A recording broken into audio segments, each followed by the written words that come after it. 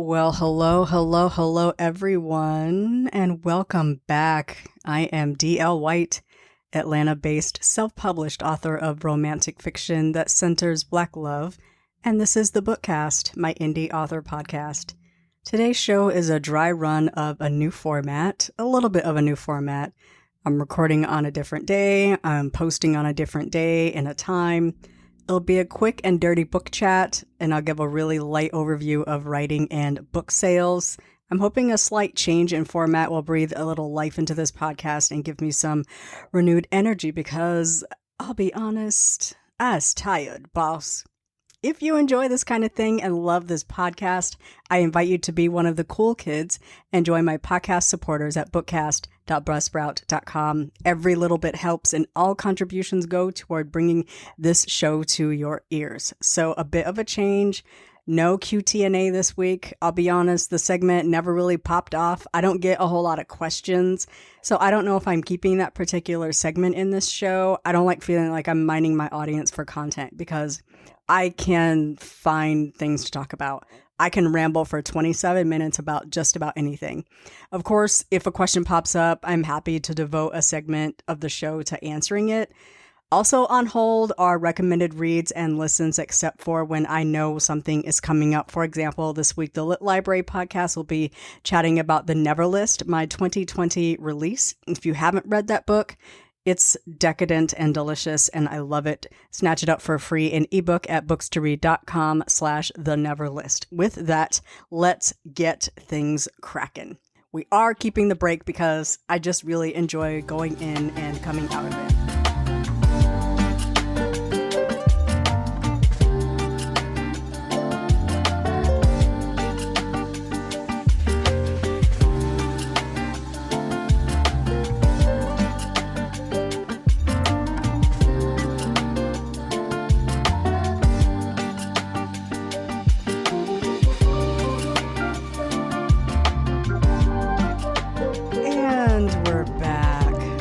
You were able to grab yourself a beverage, a snack, whatever you need to launch into this episode.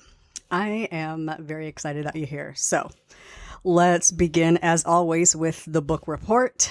Have a little book chat. I've read 140 books toward my goal to read 200 books this year. I'm 11 books ahead of schedule, which is entirely more manageable, helped only by the fact that the books are just not doing much for me. The books lately have been very meh. I've been bouncing around a lot, picking up stuff and putting stuff down. Nothing's really hitting. And I've had a busy couple of weeks at work as well. Not much of an excuse regularly, usually, because I've said before I work alone pretty much. So I'm just at my desk doing things.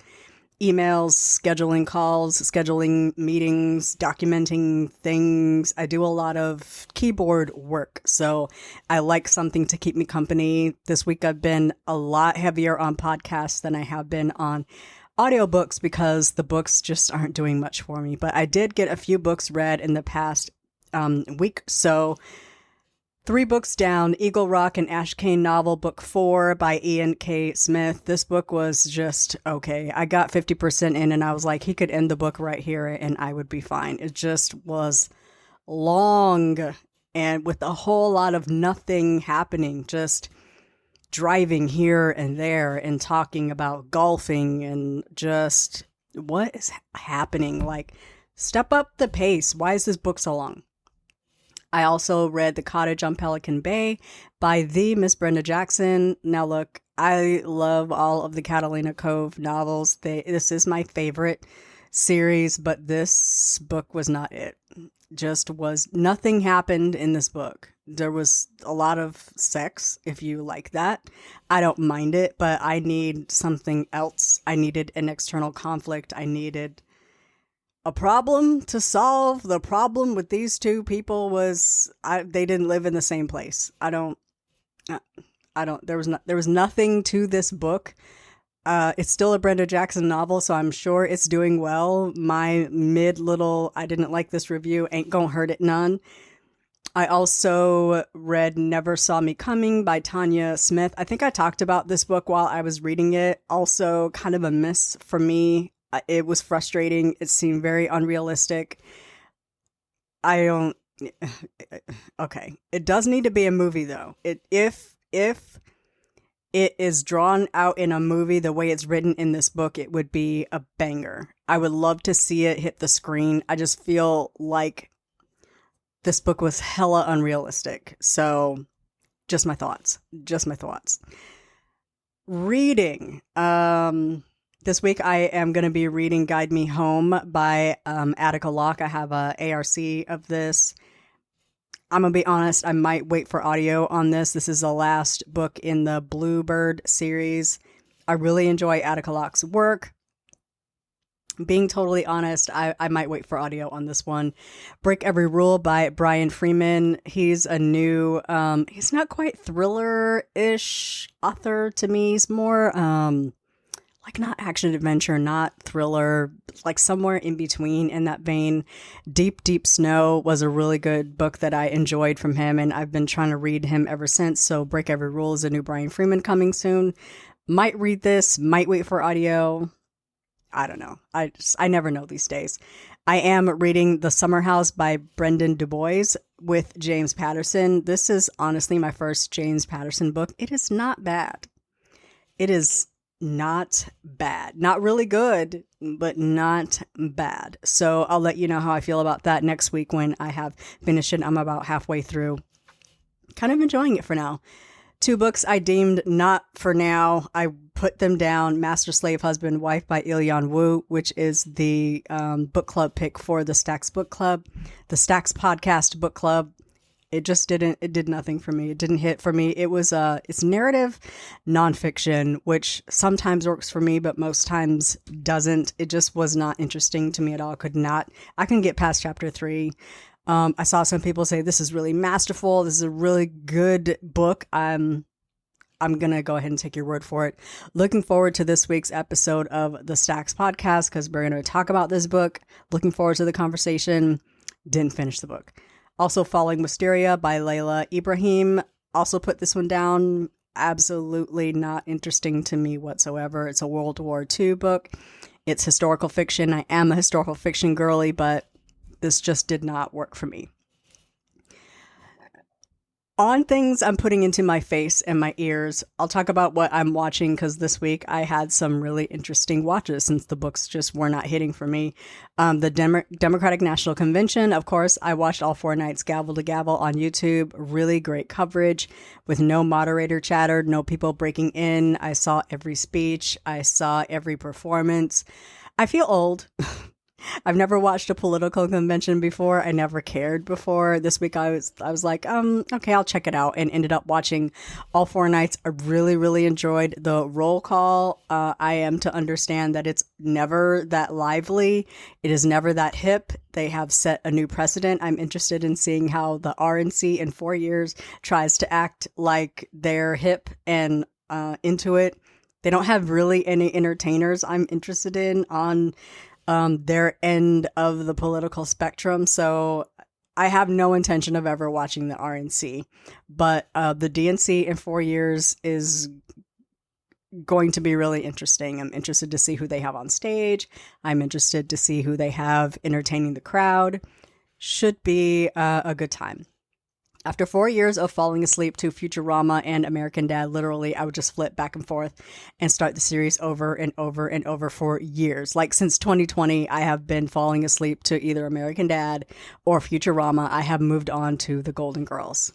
See, I turned 50 this year. I just feel like I am coming into myself as an old person. So that's what I'm falling asleep to. Fun fact, the last 2 episodes of the Golden Girls, I have seen exactly once. I saw them once. I cried my eyes out. I can never watch them again. I refuse to do that to myself. If you read a book or watch a show and you're like, I cried so hard, I'm never watching it. I'm never reading it. I'm never putting that into my face, my ears, my heart. I'm not doing it. That's not what I get into entertainment for. So, the trick to getting me to read or watch or listen to something is not telling me that it ripped you apart, because I am never signing up for that. I'm also heavy into Homicide: Life on the Street. I can finally watch the show that made me fall in love with a police procedural. I feel like I was watching Homicide before I was watching Law and Order. It was like Homicide: Life on the Street, LA Law, like all those. I was watching all those before I was watching Law and Order. They're considered sister shows. The show creators and writers were friends, so they often put characters into each other's episode. I remember was surprised to see Frank Pembleton show up on an episode of Law and Order. So it's now on Peacock, streaming on Peacock. So I've been watching a couple episodes a night, super enjoying it. I'm also really enjoying Homicide: Life on the Set. It's a great new podcast about the series. They have had David Simon on, and they have had the guy that plays Tim Bayless, totally forgot his name, like his name just dropped out of my brain, but they've had writers, they've had like set directors, they had the show creator on, so very good podcast. It's brand new, so you totally have time to catch up with it. It's awesome. And then I've been watching Locked In with Ian Bick on YouTube. He has a interview podcast where he interviews people who have spent time in prison. I don't know why I'm so obsessed with this topic, but I'm absolutely fascinated of the story of how they began and how they got involved in crime. I am all in for the story of how they got caught, when they were sentenced, and their time in prison, and then coming out and what they're doing with their lives now. I'm totally into it. Moving on to our writing and publishing update in book news. The Never List, of course, I've mentioned a couple times, is free for a limited time. I set it free so it can be part of Stuff Your E-Reader, which is the first week in September. Be watching the socials. I will absolutely let you know. I will also be sending out a newsletter, both to my MailerLite newsletter, my regular newsletter, and my Substack. So if you are subscribed to either, I will let you know. It'll go back to regular price after that, which is $5.99 on the ebook retailers and $4.99 on my website. My books are always much cheaper if I can help it on my web store. I have given away almost 1,000 copies of this book so far, so I hope it results in some sales. On series, I ran a little bitty promo on the Potter Lake series to coincide with the Dollar Days sale that I participated in. The audiobook for Curl and Dye was 99 cents, so you could begin that series for $1. I also set the audiobook for The Guy Next Door to $1.99, and then the accompanying ebooks were on sale as well. I sold 34 units total, resulting in about $25 in sales for the entire series. The way I set the prices up, you could get the entire series in ebook for $5. So a few people might have gotten the whole series. A few people might have rounded out their collection for cheap. So it gave me some sales on Home for the Holidays, which is a Christmas book. So I'll take it. The other series that I had going was Black Diamond, which is being pushed by the release of The Pearl, Black Diamond Bay Book 3. I have sold 24 units this month, resulting in about $35 worth of sales. Total sales from the Black Diamond series in every format since the launch of The Pearl is 140 units, about $146 in sales. On The Pearl alone, I have sold 120 units across all markets, including my store, bringing me to 377 and some change in sales. So I paid for editing of that book and almost all of my marketing. I'm pretty much breaking even on that book right now, which is not bad for about a month-ish, 45-ish days past book launch. So everything I make from, I'm going to say September 1, I'm going to consider profit. I want to do one last push for this book over Labor Day, as these are summer romances, and then I'll start pushing Potter Lake hard because those feel like autumn books to me. Writing-wise, I'm keeping up on my weekday writing routine. I do a dabble every morning, which is a short piece of 100 words, including the title. That's based on a prompt that I just randomly pick from a prompt site that I found on Tumblr. It's really nice for me to get the juices going, and I can post something fun every day. Again, I'm posting that on my Substack, also posting it on my Facebook and my Instagram account. I'm posting the full text of that, and then you get a link to that on Twitter. I'm doing a sample Sunday, which I haven't done my sample Sunday yet, but it's coming. It's gonna be up today, and then a teaser Tuesday over on my Substack. I'm doing those on Substack instead of my blog over on Squarespace because it's hard for people to subscribe to my blog over there, and I don't get nearly the discoverability on my blog as I do on Substack. And again, I am linking every post I'm making on my regular Substack over on my website, so you can get to those posts if you go to booksbydlwhite.substack.com. In order to get to the short fiction site, you have to follow a couple of links. I can't figure out how to get those posts also over on that Substack, but I'll figure it out. Eventually, everything will pop up on my website, so you can get to those posts on Substack from my website. So this week I posted also a written version of I Almost Do, which I read in 2023 on the Bookcast, and I have to say it got a lot of attention, and it did not get this much attention when I read it on the podcast. So people seem to really like it. Want to continue posting short fiction and fan fiction pieces that I really like. And then eventually doing some serial stories over on my Substack. Speaking of fan fiction, I started a piece for our Awesome August Challenge, and then it just kind of fizzled out. I got bored with it. It seemed really dumb. So I removed it from the challenge and put it to bed. The challenge has really low participation this year. It's basically a bust. It happens. Our next challenge is Poptober, which comes up in October. We'll see if we have more energy for that one. The boys aren't really doing anything, and so it's not really very motivating to write. It's also very fun, busy in the summer, so it's difficult for people to really get into writing schools back in. So we'll see how we do with Poptober. We're also coming up on the 20K in 5-day challenge again, so it's almost time for me to start pounding the keyboard on book 15. I do have a great idea. Let's hope I'm able to kick my brain into gear, because I do have a book I need to turn in by the end of December. So I have a 5-day weekend coming up next week, so I plan to spend a few days digging into my characters and my story, doing a light map of the story so I can jump right into writing in September. And I do still want to do a holiday short.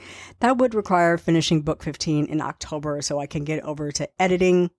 We always do 2 rounds, so I want to make sure I get plenty of time, at least 4 weeks for editing, so that can be done by the end of the year. And I can't even believe I'm talking about the end of the year, but I have to plan ahead if I'm going to get anything done. As I mentioned, The Neverless is going to be featured on the Lit Library podcast this week. I've been trying to write a little extended epilogue to that story, and it just will not gel. I gave up. I wish I could surprise the folks with a little something fun, but I got nothing. I wrote that book 4 years ago, so I got nothing. My brain's very magenta. Y'all know that term from the Golden Girls. Blanche says all kinds of feelings tumbling all over themselves. You're not quite blue because you're not really sad, and you're a little bit jealous. You wouldn't say you're green with envy, and every now and again you feel you're kind of scared, but you hardly call yourself yellow. Magenta. I'm feeling really blah. Like the books are mid, the writing isn't hitting. Like maybe it's just summer. It's the dog days of summer, and I just need to keep resting. So I'm just going to keep doing that. Lastly, Project 10 is still not dead, but also not alive. I don't have any progress on it. I don't know what I'm doing with it, but it's going to stay on the list until I figure this thing out. So I will update you all when I figured out what I am doing. Another thing I should let you all know about is a new website called buydirectfromauthors.com. I have been participating in these little promos. The only way my books move lately is participating in these little promos, the dollar days and the stuff your Kindle and the YOLO with Kobo, all those little promotions that go on. The only way my books move outside of Amazon is if I participate in these little promos. So the leader of those promos has started a new website called Buy Direct from Authors. It allows authors to list their direct sales site so that people can search by trope or by author. And if the author is listed there, it'll bring up their direct site, and you can buy books direct from authors. Did you know that we have to pay a minimum of 35% of sales of each book to a retail website? On Amazon, I've talked about this before. If my book is priced $2.99 or above, I make 70% of that sales price minus the cost, minus what it costs me to send that book to your Kindle. So I pay a delivery fee. So if it's a really big book, that delivery fee is, I don't know, like $1, something like that. I don't know. I haven't ever looked at it because there's nothing I can do about it. So 70% of books priced $2.99 or above, 35%, I make 35% of the cover price minus delivery fee of books that are priced to less than $2.99. So if a book is $1.99, I'm only making 35% of that minus the delivery fee. If a book is $3.99, I'm making 70% of that minus a delivery fee. So when you buy direct from an author, I am making 90% straight. I'm making 90% of that cover price because it's free for me to have them up on PayHip. I don't pay anything for PayHip. They take their fee off of the back end and they send me the rest. The maths for me. So when I post my books up, a lot of times I do the books to read because I just know that it's going to be easier for people to find a book, especially if it's on sale, if I just list all the platforms and I let them take it. But if I am like promoting my books in general, I'm always going to pop them up from my website. My store is always the first link that you get to. Even if you're looking at books to read, you always see the PayHip link first. 90% versus 70 or 35%. I like how that maths. You know what I'm saying? So buy direct from authors.com. If you know an indie author that has a direct sales site, they want to be listed. It is not free to be listed. It's rather low cost. It's $50 to list, and then it's $5 a month to stay listed. That covers like programming and designing the site, keeping the site up, for the site to be hosted, all of that. So it is not free. Wish it was, but it isn't. And I know a lot of people like can't really afford that kind of thing. So hang tight when you can, get on it. And I would like to see a lot of Black indie authors on that website because we know the readers are going to be looking for us. They're not looking for anything but brown faces. They're not looking for anything but Black romance, Black mystery, Black fiction, Black all of that. So if we aren't represented, Black readers are not going there. So like, I don't think it's my job to try to attract Black authors to this website because I'm listed just like anybody else is listed. But it's a waste of my money to be listed because white authors ain't looking for me. You know what I'm saying? Not white authors, but white readers. Readers who are not Black are not typically looking for my books. So I want to serve my audience. So this is just an easy way for my direct store to be posted. And then hopefully when people are looking for small town romance, second chance romance, landlord tenant romance, romantic fiction, friendship romance, close proximity romance with Black characters, they will also find me there. So that brings us to the end of today's show. I thank you so much for joining me for today's chat. I truly, truly enjoy having you here. I welcome any comments or feedbacks that you have. Feedbacks. I do that every week. Why? Comments or feedback at booksbydlwhite.com/bookcast/95. You'll also find full show notes and links to all the things I talked about if it's relevant and a transcript for today's show. Please share the podcast if you enjoy this episode. And if you listen on Apple Podcasts or Spotify, give our girl a rating. I'd really appreciate it. Don't forget you can support this podcast with your book purchases at payhip.com/booksbydlwhite by spreading the good word, by joining the newsletter or the Substack. Links are on my website at booksbydlwhite.com/link-in-bio or by throwing some coins in the hat at bookcast.buzzsprout.com. Spotify Premium Hours and Hoopla listens renew monthly. My books are available there, also at Kobo Plus and Everand. So if you're looking for a cost-effective way to read or listen to my books, check those options out. I ain't trying to take all your money. I have some codes to listen to my books on Spotify, so shout me out or holler if you would like one. Author DL at booksbydlwhite.com. All I ask is for a tactful, honest review of the book. Let me tell you, I almost never look at my reviews.